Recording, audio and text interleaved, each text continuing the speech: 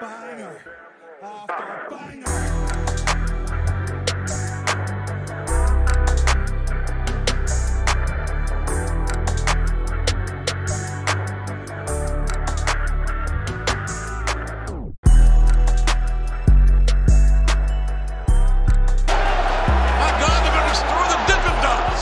Well, there we have it. WrestleMania Night 2 is in the books.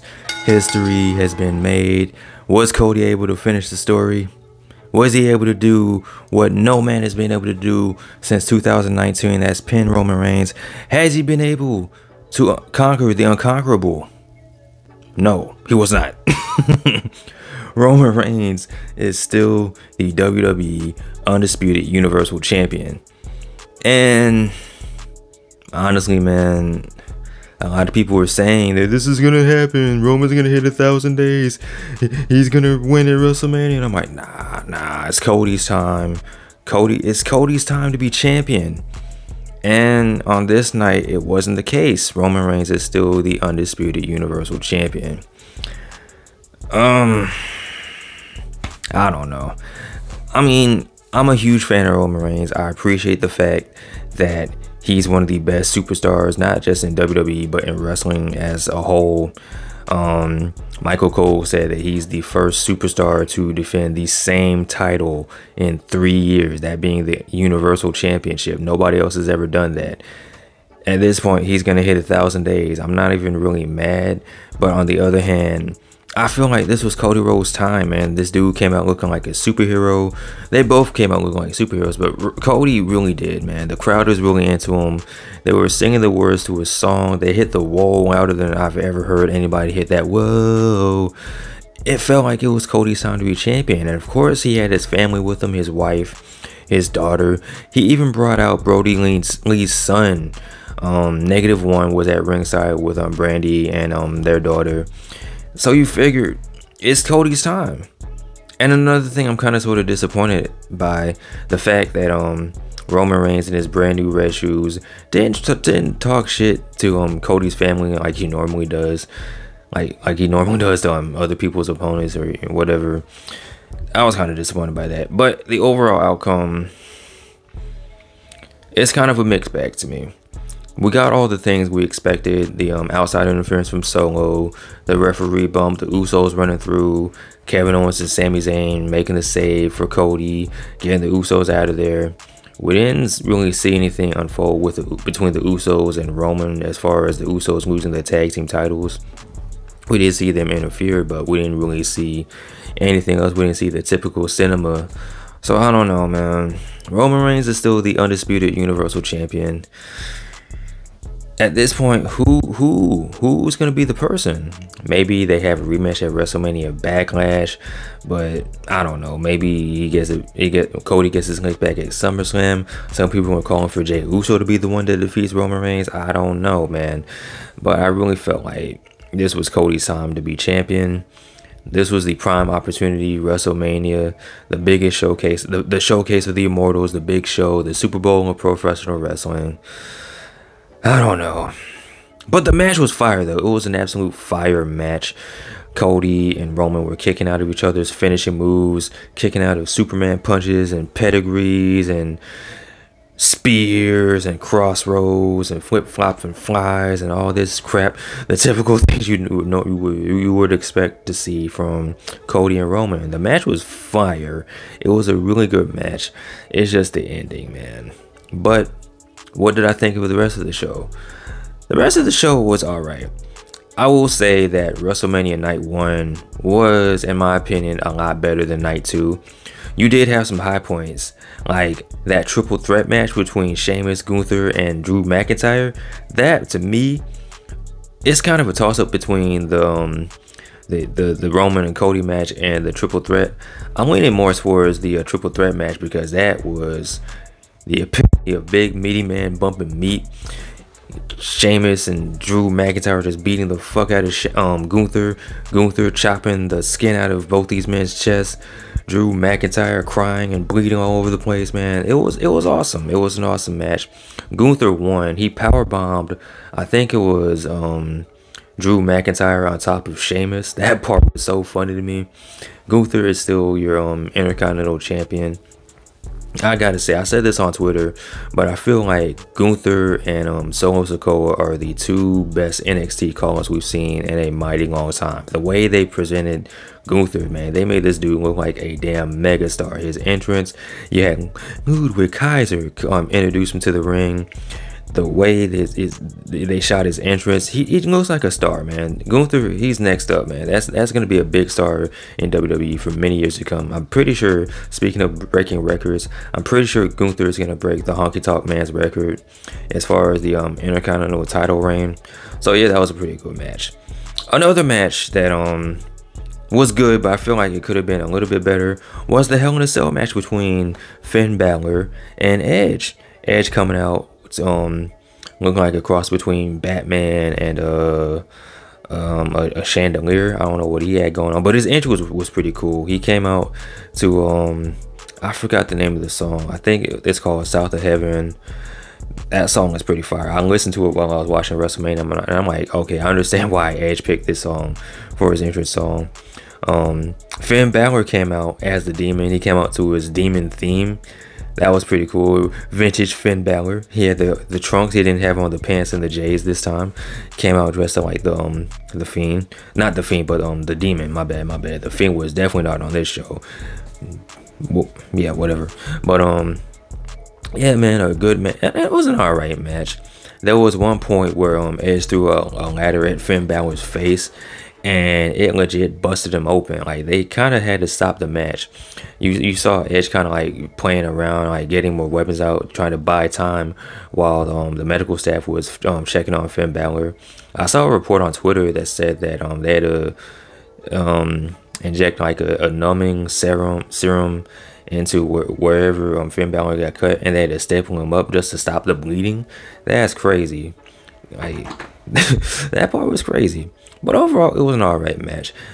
Again, like another downfall is the fact that the Demon lost. So this is the second time in a few months we've seen the Demon, and he's taken another loss. Now, during the match, they did a good job of presenting the Demon as this unstoppable force, because Edge is hitting this man with his best, and the Demon is just like, nah, he's just no-selling a lot of it, going to another level. It was one point he hit a coup de grace on Edge through a table. Like, inside the cell, there was like these structures kind of towards the top of the cell, and Finn Balor jumped off that through a table and almost broke Edge in half. Edge moved out the way. Edge won with the concerto. So again, I'm not really cool with the fact that they made the Demon look like a jabroni at the end. During the match, he looked fine, but the fact that the Demon lost again, at this point, man, just leave the Demon in hell, leave the Demon in Hell in a Cell. Just stick to being cool Finn with the jackets and the pants and the J's and everything. Just leave the Demon alone, because it's not really a good look, my boy. Another match that was really awesome was Bianca Belair and Asuka. Now, there was some mixed reactions to the end of the match, because a lot of people wanted Asuka to win. However, that was not the case. Bianca Belair is still your Raw Women's Champion. They both had really cool entrances. The match was really good. I feel like Asuka and Bianca and even Gunther, Sheamus, and Drew McIntyre saw what Rhea Ripley and Charlotte Flair did last night and said, alright, we're going to beat the hell out of each other like they did. And that's kind of what they did. Like I said, Bianca is still your Raw Women's Champion. A lot of people were kind of upset because they felt like it was Asuka's time. I picked Asuka. I think I picked Asuka to win in my predictions video. However, I'm not mad that Bianca is still the champion. I'm not mad. But you kind of are at the point where you're at the same spot with Bianca that you are with Roman Reigns, because now it's like, all right, well, if Asuka can't do it and she was slated as this unstoppable force, who can be the person that takes down Bianca Belair? I mean, only time will tell. But I'm not mad about the result. But if you are, I understand why. Okay, so now the match I was really looking forward to, and that was the match between Brock Lesnar and Omos. And this match was exactly what I thought it would be, exactly what I wanted it to be. It was short. Omos dominated the majority of the match. Brock Lesnar hit some suplexes, some German suplexes, hit Omos with the F5. 1, 2, 3, that was it. Omos had him a fresh little WrestleMania fade. And man, I see you, Omos, trying to get fresh for Hollywood. I see you, big dog. But yeah, man, this match was exactly what I thought it would be. And it was fun. It gave me what I wanted, and ultimately it was fun. It was just big meaty man bumping meat. It was that big man wrestling style. You know what I mean? So I can't even really be mad at it. What I can be mad at is the fact that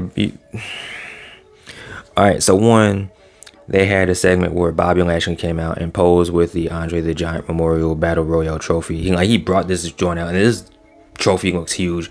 Bobby Lashley carried this big motherfucker out and posed next to it, and that's all we saw of Bobby Lashley. And I'm like, okay, is that it? Is that all we have for Bobby Lashley? So later in the night, we had another segment between Snoop Dogg and The Miz, and they're announcing the attendance for WrestleMania. And then Snoop Dogg is talking trash about how The Miz lost to Pat McAfee last night, and Snoop's like, man, maybe we should do it again. And Miz is like, no, man, I got this expensive ass suit. No, I'm not doing this no more. And then it looks like it's gonna be an open challenge. I'm thinking, all right, so now maybe Bobby Lashley comes out this time. It was not Bobby Lashley. It was damn Shane McMahon. Shane McMahon. I'm like, where the hell did this man come from? Shane McMahon came out of nowhere, ran to the ring. This dude looked gassed by the time he got inside the ring. So they ring the bell, they have an impromptu match, what was supposed to be an impromptu match.